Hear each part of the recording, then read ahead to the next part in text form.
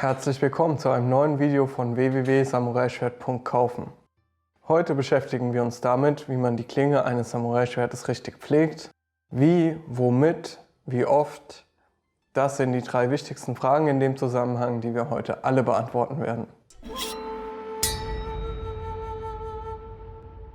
Für die Reinigung und Pflege eines Samurai-Schwertes benutzt man so ein Pflegeset. Was genau die Bestandteile sind und wie man diese benutzt, dazu kommen wir jetzt. Ziel der Schwertpflege ist es immer, Rost von der Klinge fernzuhalten. Rost ist eine chemische Reaktion zwischen Eisen, Sauerstoff und Wasser. Schwertklingen bestehen zum Großteil aus Eisen, Sauerstoff und Wasser sind von Natur aus in der Atmosphäre enthalten. Klingen aus rostfreiem Stahl werden eigentlich nur bei stumpfen Trainingsschwertern verwendet. Deswegen muss so gut wie jede Schwertklinge aktiv gepflegt werden. Bevor wir zur Schwertpflege selbst kommen, möchte ich euch gerne 2 Grundsätze erklären, die wichtig sind, damit euer Schwert in einem guten Zustand bleibt. Wenn ihr diese 2 einfachen Tipps berücksichtigt, wird eure Schwertpflege wesentlich unkomplizierter. Der erste Tipp ist, dass die Klinge niemals mit den Fingern berührt werden sollte. Ja, ich weiß, die Klinge sieht cool aus und glänzt und deswegen möchte man die gerne antatschen, aber eurer Schwertklinge schadet das. Deswegen am besten Finger weg von der Schwertklinge. Und das sagt ihr am besten auch jedem Gast, der bei euch zu Besuch ist und sich mal euer Schwert anguckt, weil der erste Reflex von den meisten Leuten ist, erstmal die Klinge anzufassen.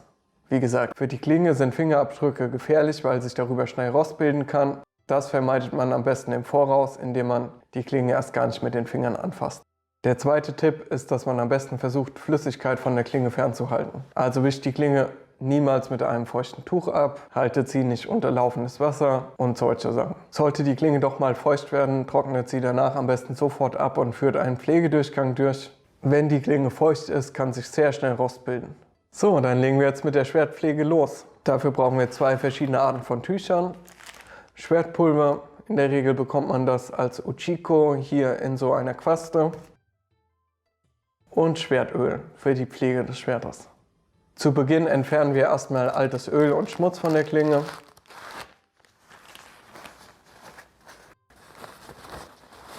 Wenn grobe Verunreinigungen auf der Klinge sind, dann tupft sie am besten vorher erstmal ab, damit sie die Klinge nicht verkratzen.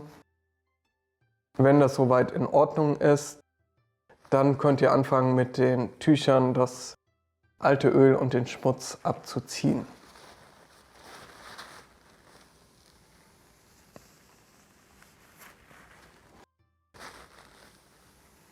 Das macht ihr so lange, bis die Klinge komplett sauber ist und von altem Öl befreit.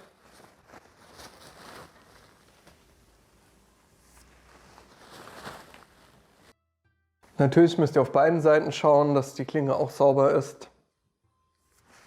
Dann geht es weiter mit diesem Pulver hier. Das Pulver wird aus dem Uchigomori-Stein gewonnen. Dieser sieht eigentlich so aus und wird bei der Politur des Schwertes verwendet. Das ist ein sehr feiner Stein, dementsprechend ist das Pulver aus dem Stein auch sehr fein.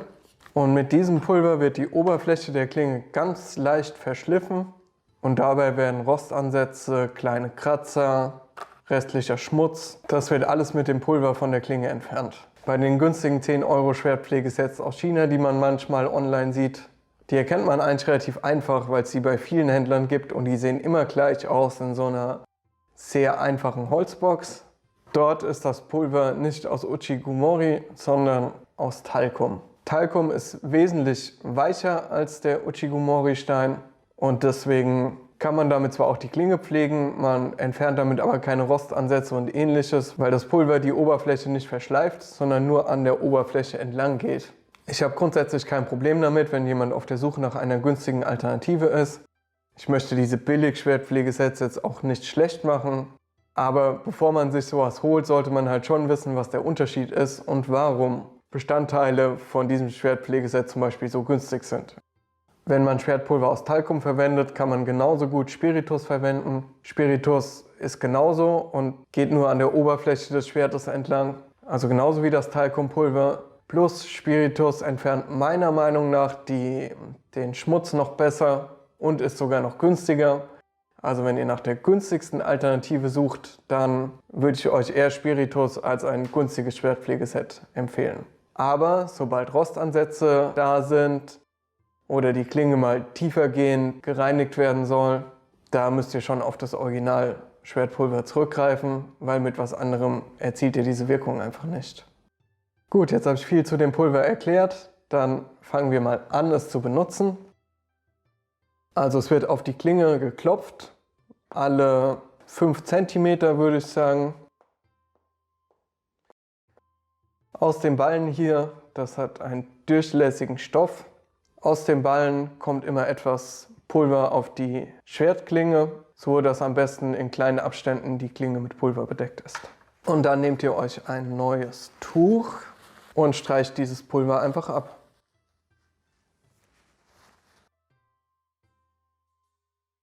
So, danach sollte aller Schmutz entfernt sein von der Klinge.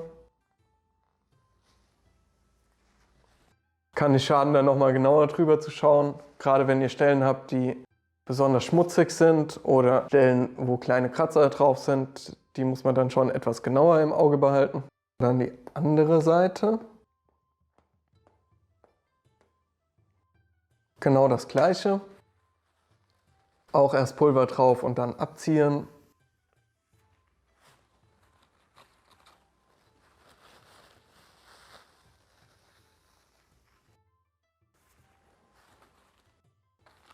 So, okay, hier habe ich noch eine kleine Verunreinigung entdeckt.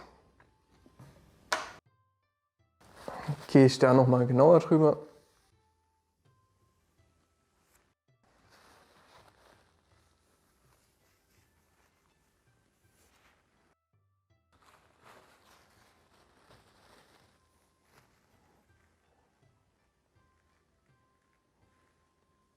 Okay, das sieht gut aus. Diesen Vorgang solltet ihr so lange wiederholen, bis kein Schmutz mehr auf der Klinge zu sehen ist. Das ist wichtig, weil das die Basis für den nächsten Schritt ist. Also wenn ihr jetzt noch Dreck auf der Klinge entdecken solltet, einfach nochmal Pulver drauf und neu abwischen.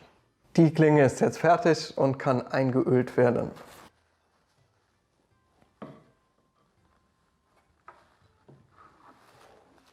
Dafür benutze ich ein anderes Tuch, und zwar ein Tuch aus Baumwolle. Die Tücher, die wir vorher benutzt haben, waren Papiertücher. Die sollten nach ein paar Pflegevorgängen ausgetauscht werden. Und zwar zieht man ja den Schmutz von der Klinge damit ab. Und natürlich bleibt der Schmutz auch in den Tüchern hängen. Wenn ihr die zu lange benutzt für zu viele Pflegevorgänge, dann bringt ihr irgendwann den alten Schmutz wieder auf die Klinge. Deswegen, wenn diese Papiertücher schmutzig sind, tauscht sie aus gegen neue. So bleibt eure Klinge auch immer schön sauber. Für das Einölen aber würde ich ein Baumwolltuch benutzen und das kann immer wieder verwendet werden, weil es nur zum Einsatz kommt, wenn die Klinge bereits gereinigt ist. Jetzt ist die Klinge schon komplett von Schmutz befreit und das Baumwolltuch wird nur noch benutzt, um Öl damit aufzutragen. Dafür benutze ich geeignetes Schwertöl. Dieses Öl kann entweder auf das Tuch oder direkt auf die Klinge aufgetragen werden. Man braucht gar nicht so viel davon. Da verschätzt man sich am Anfang häufig und nimmt viel zu viel Öl. Aber das ist auch nicht dramatisch. Was man dann macht, zeige ich euch auch gleich. Okay, also jetzt wird die Klinge eingeölt. Und dabei ist wichtig, dass überall auf der Klinge Öl ist. Ich hatte vorhin gesagt, dass Rosten ja eine chemische Reaktion ist zwischen Eisen und der Luft. Was das Öl macht, ist, dass es einen Schutzfilm auf der Klinge bildet, so dass das Rosten unterbunden wird. Deswegen nach dem Einölen am besten immer noch mal schauen, ob auch alles mit Öl bedeckt ist. Ja, das sieht gut aus.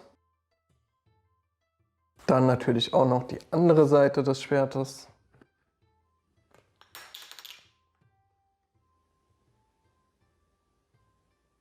Auch diese Seite ölen wir ein. In dem Lappen selbst ist jetzt schon etwas Öl enthalten, deswegen muss auf der zweiten Seite in der Regel nicht so viel Öl aufgetragen werden. Natürlich ist es auch wie auf der anderen Seite, dass überall auf der Klinge Öl vorhanden sein sollte.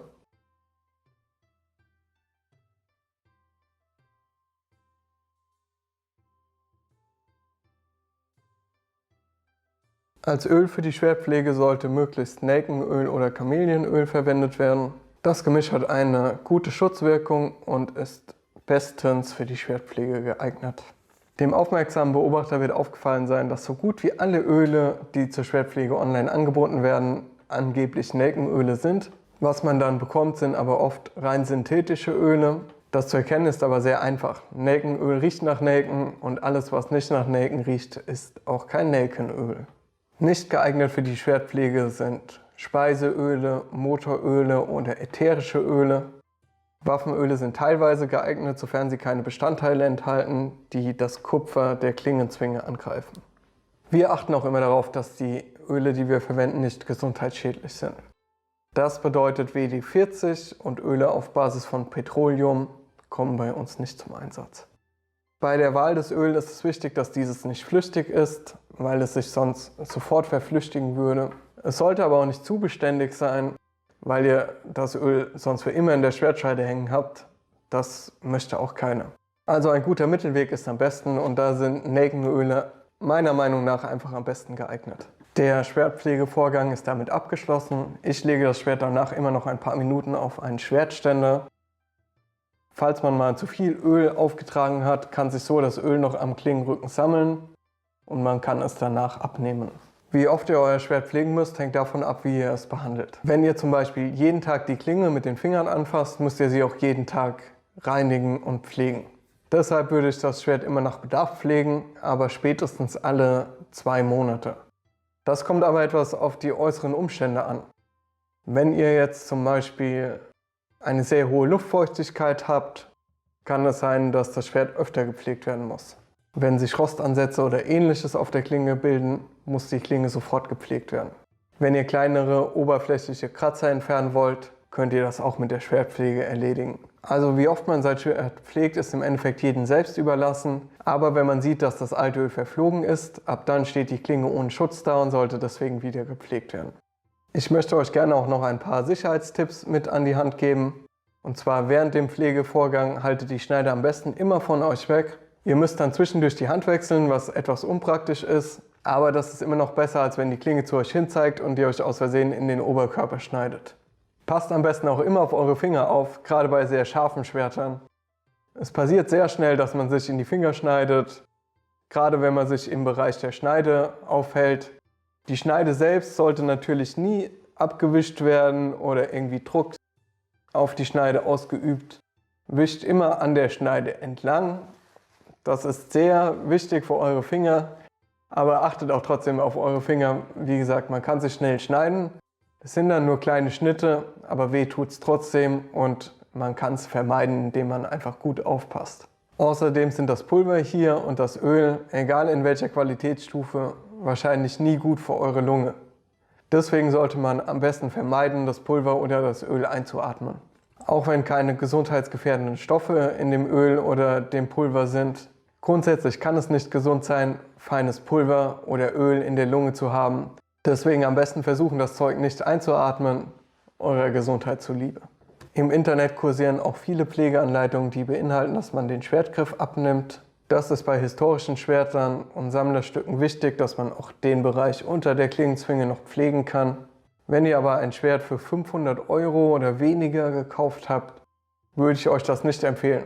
Es kann bei so günstigen Schwertern passieren, dass der Griff abgenommen wird und danach nicht mehr hundertprozentig passt. Wenn ihr die Klinge so pflegt, wie ich das eben vorgemacht habt und immer von der Klingenzwinge aus in Richtung der Spitze abzieht, dann wird sich hier im Bereich der Klingenzwinge kein Schmutz sammeln. Deswegen muss der Bereich auch nicht extra gepflegt werden und die Demontage des Schwertgriffs entfällt. Solltet ihr das nicht so machen und Dreck unter die Habaki streichen oder ihr seht so, dass sich dort Dreck befindet, dann nehmt den Schwertgriff auf jeden Fall ab. Wie gesagt, bei historischen Schwertern und Sammlerschwertern ist es sowieso so, dass der Schwertgriff abgenommen wird. Bei günstigeren Serienschwertern würde ich das nur empfehlen, wenn es wirklich nötig ist. Ansonsten reicht es, wie gesagt, die Klinge von der Klingenzwinge aus in Richtung der Spitze abzuziehen. Zum Schluss möchte ich noch auf 2 Sonderfälle eingehen. Das ist einmal die Pflege von günstigen Dekorationsschwertern und die Pflege von Schwertern, die für Schnitttests benutzt werden. Günstige Dekorationsschwerter kosten so um die 50 €. Es passiert jetzt häufig, dass Kunden uns kontaktieren und sagen, sie haben ein Schwert für 50 € gekauft und sie möchten keine 30 € für ein Pflegeset ausgeben. Was wäre denn die günstigste Alternative, um das Schwert ordentlich zu pflegen? Die Mindestpflege, gerade für günstige Schwerter, würde ich sagen, ist ein waschbares Mikrofasertuch in Kombination mit einem günstigen synthetischen Öl. Mikrofasertücher und diese zu waschen und dann wieder zu verwenden, ist nicht unbedingt die erste Wahl bei der Schwertpflege. Genauso wie rein synthetische Öle auch nicht unbedingt die erste Wahl sind. Aber wenn ihr ein Schwert für 50 € habt, dann bekommt ihr dieses Zubehör schon für unter 10 €. Ich verlinke die Produkte auch nochmal unten in der Beschreibung. Und ich glaube, wenn man ein Dekorationsschwert für 50 € kauft und dann mit dem billigen Pflegezubehör pflegt und es dann meinetwegen nach 10 Jahren Rost ansetzt, dann ist das, glaube ich, auch noch in Ordnung. Der zweite Sonderfall sind Schwerter, die für Schnittübungen verwendet werden. Genauer gesagt Schnittübungen mit Bambus oder mit Reisstrohmatten. Wenn man mit so pflanzlichen Objekten Schnitttests durchführt, bleibt am Ende immer so ein dünner Film von Pflanzenresten auf der Klinge übrig.